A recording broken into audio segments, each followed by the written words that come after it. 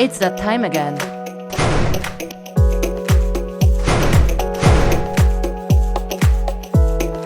Take 'em by the storm.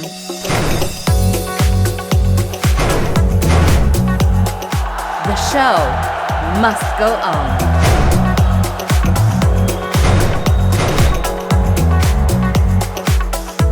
Welcome to Concordia's Dockland Forum, the ultimate venue for all hottest up-and-coming events, concerts, plays and cultural moments coming to town.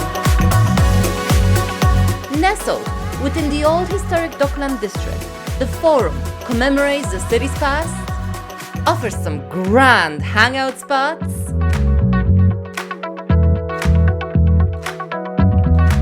and utmost entertainment. This neo-modern, Romanesque-inspired amphitheatre and staircase plaza offers a perfect spot for all upcoming events. Oh, and don't forget to explore its surrounding area.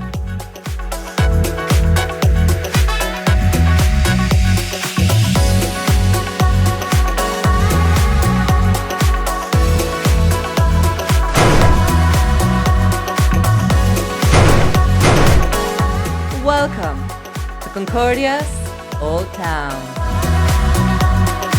Hi guys! Welcome to my channel, Lunatic Plays. I'm the Lunatic who plays Cities, Skylines 2, and we're back to the one and only, the city of Concordia. Today, we are taking the old town by the storm and focusing on our old town entertainment zone. We are finally doing a massive tiered Dockland park that I have been talking about for ages and ages now. Lower Quays and our old town bridges. Some real exciting stuff right there. I initially wanted to wrap up all of our old town today in this episode, but as I began to build it, once again, everything got out of control and I got sick at one moment as well, which kind of caused a lot of delays, so I'm sorry with being so late with this episode.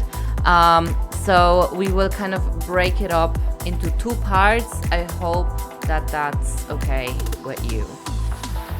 And today we are going to look at establishing our old town's entertainment zone in its Lower Quays area, which should reminisce of the city's industrial past but with a heavy reclamation for its entertainment future. So I envision that we will have a bunch of industrial accents hidden here and there, probably some Dockland-esque buildings, something adjacent to like a fishing industry, but also hangout spots, eateries, and maybe some nightclubbing zones nestled in old industrial sites.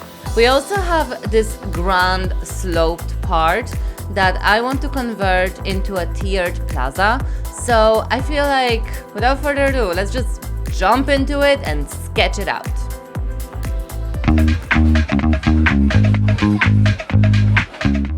Okay, I think today we will begin with some touch-ups here and there. I definitely want to draw in the initial sketch of the Lower Quays and finish up walling off the Upper Quay area in some spots. I did not anarchy lock the walls and they kind of went missing, so we will begin there, and we are also going to apply concrete slabs on our roundabouts and really finalize the Upper Quay look and feel. Now that I've discovered anarchy lock, it's time to do it. We will then either look at creating a historic bridge design that should be applied to the bridge down by the Parliament and the bridge leading down by the shopping gallery.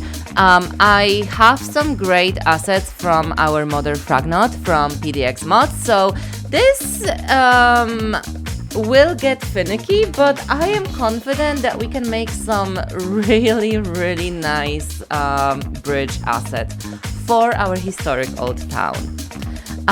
Then we will either look at our tiered plaza. No massive concrete plans for it yet. I kind of do want to use a lot of concrete blocks and make a staircase design for people to chill out at, sort of like here.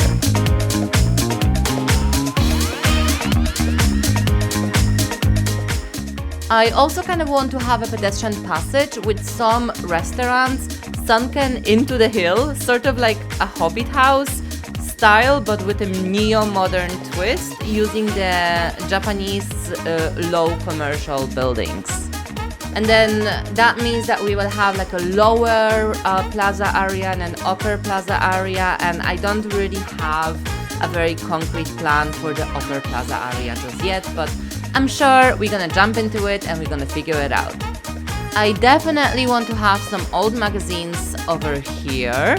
Using the old barracks asset, that will be a massive market slash eatery hangout spot. I also want to place the Forum of Arts building sort of sticking out on the water somewhere here. Elsewhere, I will include a warehouse and magazines all around, offering storage for our city's shops and giving the whole space kind of like an industrial vibe. Oh, and here actually we have to find a space for where to put our crematorium, because I had just like a random bunch of crematoriums sticking out, but we actually do have to facilitate them somewhere here. So let's see where we can put them.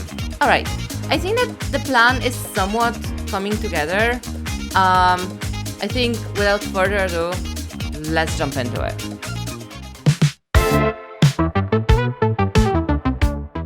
Okay, so we begin with our touch-ups. That is basically replacing all of the missing wall pieces on the upper keys and aligning them with Move It to the key's edge and anarchy locking it in place so it doesn't move anymore.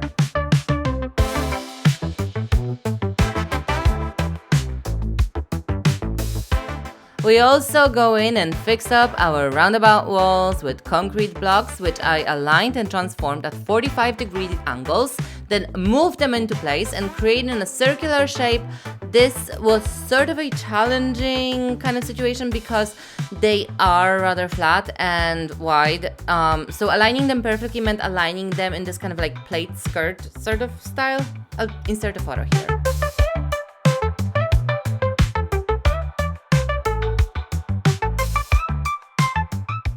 Next up, I drew up the borders of our keys and laid in the foundation for our industrial magazine site and a parking lot at the Lower Quays edge. I also connected our underpass on the underpass roundabout exit here.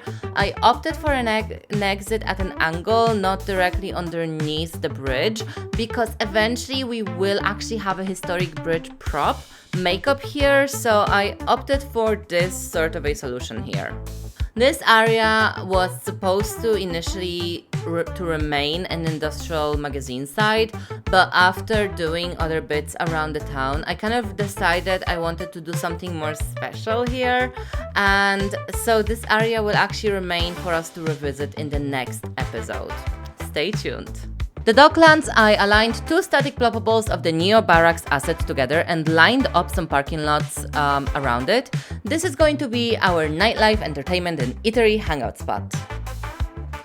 The Forum of Arts is a perfect venue to place sticking out of the dock and onto the water. I just love this Victorian-esque vibe with large grated windows and semi-industrial vibe. I think it works in this area perfectly and completes our little cultural entertainment zone. Moving on to the tiered Park Plaza and its lower dockland area, I just drew up the makeshift sketch of the dock, and detailing will really do the rest here because a lot will go into this area. Now for the northern Lower Quay area. I knew I wanted to have a spot for our crematorium around here, and actually Colossal Order just dropped the fantastic Netherlands region pack, which fits kind of perfectly into this area down by the ramp down of the upper quay. On the eastern side of the quay, we throw in a little supermarket because we didn't have enough space around the upper old town way, but here seems like a good spot to throw it in. And I know like we have the shopping gallery, but I feel like a little magazine here and a little shopping market there is just a little perfect completion of this area. Now seems like a good moment to detail our roads. We go in with our curbs, All around the roads that we laid in, I am strategically avoiding the southern Lower Quay area as this will be up for redevelopment in the next episode. Then we introduce our yellow double line at both road sides, demarcating no parking zones. We throw in our lane divider lines and the road surrounding our plaza, and detail using cobblestone for tram lanes and blue surface area for our bike lanes.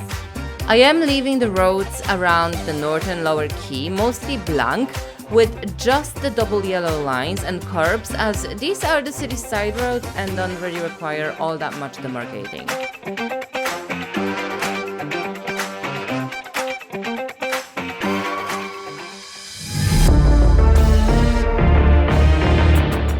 And now for the Docklands Plaza.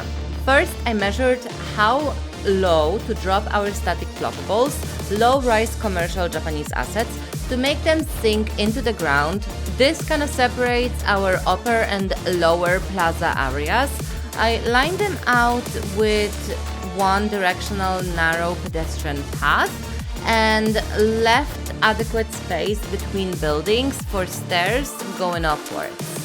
Which, talking about stairs, they are up next. I lowered the concrete blocks one by one and aligned them using Move It to create a semblance of stairs. This was a pretty long and boorish process, but have patience and you too can reap those wonderful results. I aligned the edges of my plaza with concrete blocks to create a wall and hide the uneven terrain. Now that we are left with a definite and upper and lower area, we can move on to them.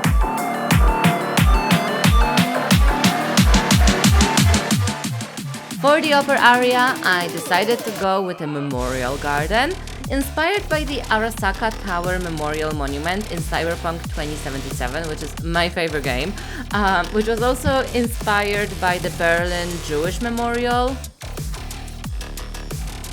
So we add these concrete obelisks at the different high intervals in a grid around here, creating an air of oppression and grandeur.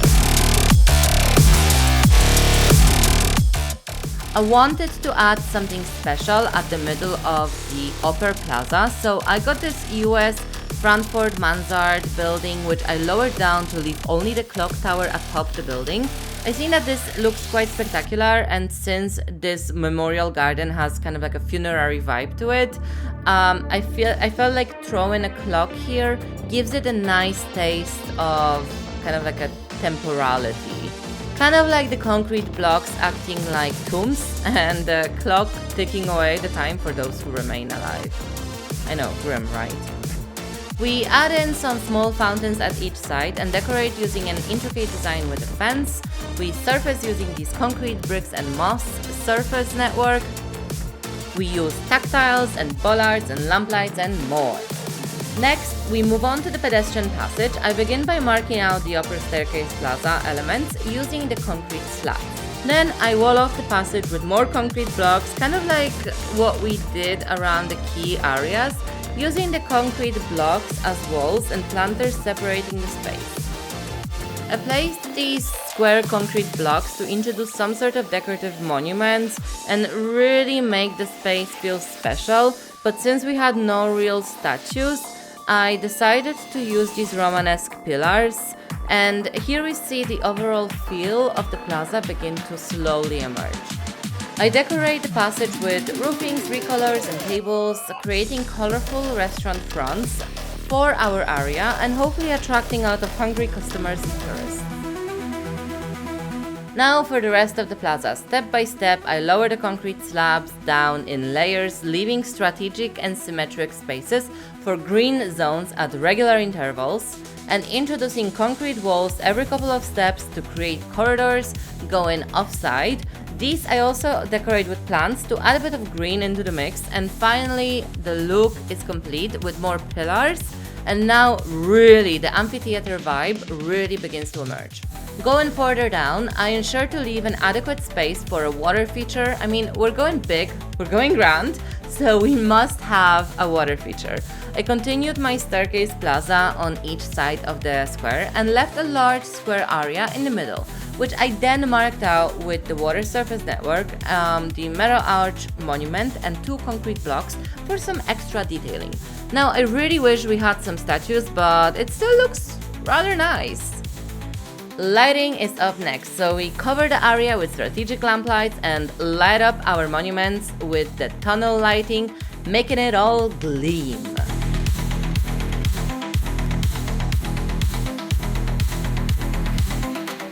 And now the staircase plaza took its shape. It really resembles an amphitheater for me, so I wanted to turn this into a massive cultural hub for events and concerts and such. The only thing that was really missing here was a stage.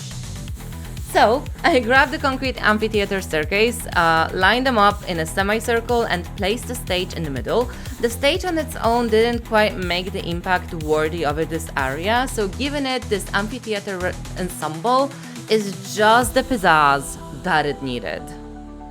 I decorated it with planters and this Japanese cool green net fencing thingy, just to create safety for the people not to fall off the higher bits of the stage.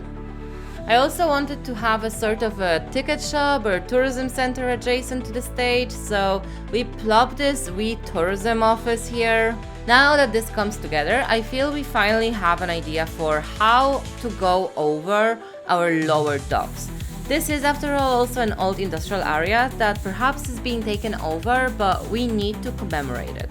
So some magazines at the docks and the sites here seem like the perfect spot.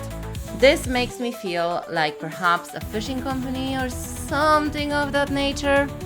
We line out our sidewalks with the regular concrete brick surface network. I opted to use a different brick sidewalk for the actual key adjacent areas. I feel like this brighter one works a little bit better here. And I added the security booths at either entrance and lined out my asphalt, offering parking spaces, cargo spaces, and so on.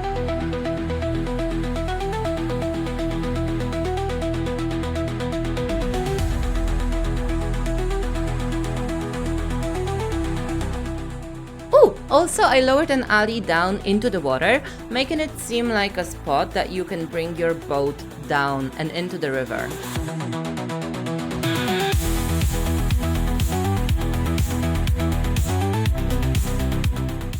This cargo pod rail crane thingy is also kind of great for a spot like this, so it goes in.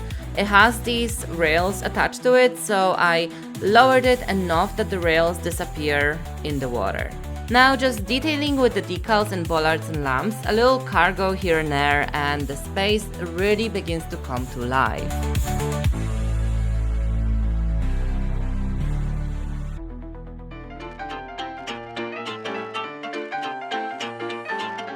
And while on the topic of lamps, we're really going to illuminate our stage area with massive industrial lamp poles directed around the stage and tunnel lights at ground level, offering some stunning lighting centered on the performance area. Finally, I added bollards, planters, benches and trees all around our area, and everything is now complete.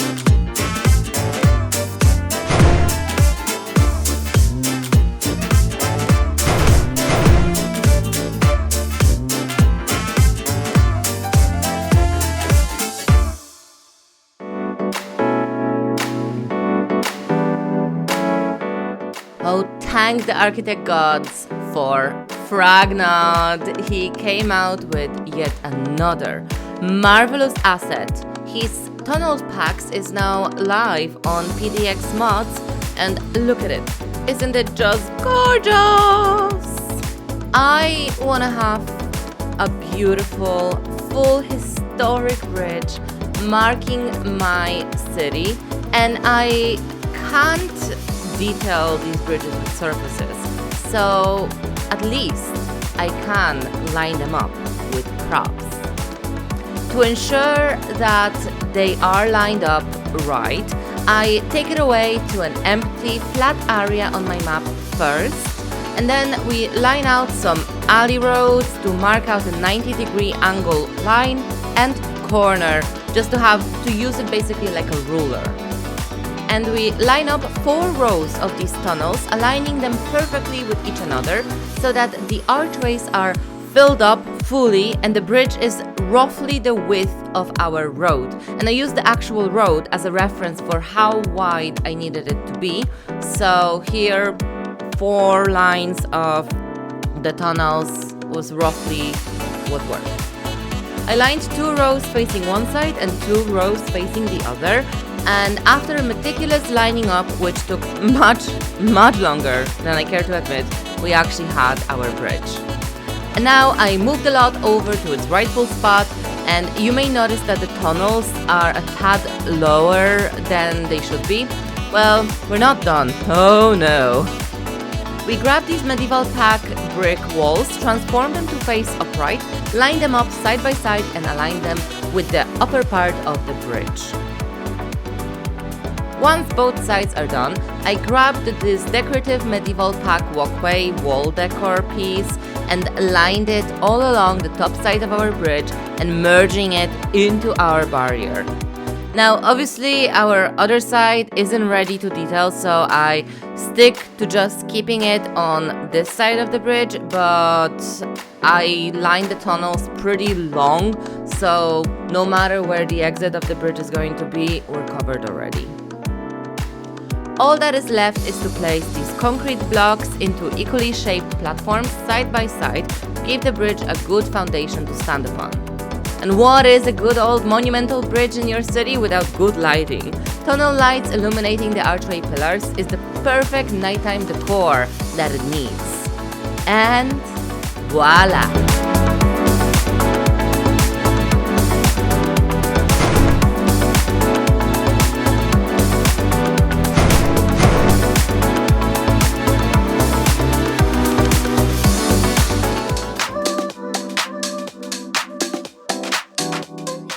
Okay, so we wrap this up by changing the quayside surface network to our new brick network that we have chosen for the other area. This means we're getting back into the sports plaza complex and changing some things up a little bit. I also realized that we never placed the tactiles around here, so I'm gonna go in and do just that.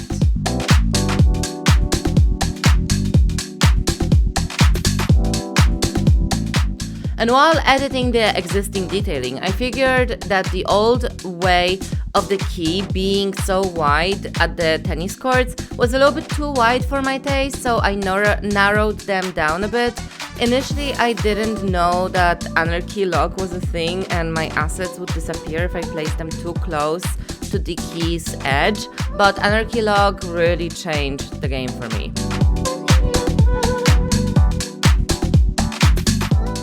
Something cool I decided to throw in, having unlocked these secrets of Anarchy Log, is to throw in these decorative mooring docking iron bits at the quay's edge. I used the chimney prop recolored brass to do so, but I didn't actually know that we had proper mooring docks available, but I kind of like them a little bit smaller like this. I lined the roads with curbs and my quays with the brick surface network and placed in my sidewalks, drawing in the drive-ins, entrances, and the crematorium parking lots. We also had this little space here for an office and some adjacent parking lots, so I combined a bunch of office buildings together to create this small little Lower Quay complex. And our city actually doesn't have a whole lot of gas stations, so a little convenience store and a gas station seems like a good little addition for this area.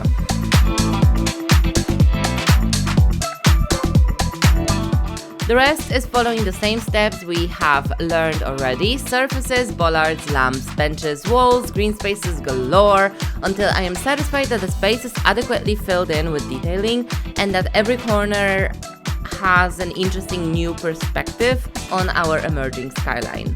And now for the east side of the historic bridge. We go in with our supermarket detailing. I went with a white and red color palette used by the Adobe signage, which is sort of funny to think that Adobe would be expanding into grocery industry, but visually it actually kind of works.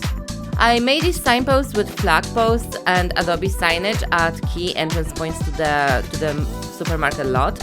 I included the shopping carts and gazebo props to shelter them, and lined up even more carts at the store front, just to make the area kind of come to life and look busy.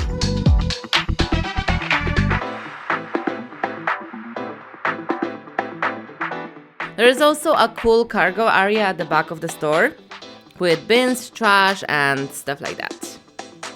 I just love how traffic flows here with the roundabout entry into the supermarket, parking lot, and white wall fencing of the space. The colors and the magazines on the backdrop of our historic bridge all kind of comes together to create this pretty unique spot. And just down by the corner we have our sprawling amphitheater, forum, and entertainment district. And doesn't it all just look so grand, so gorgeous?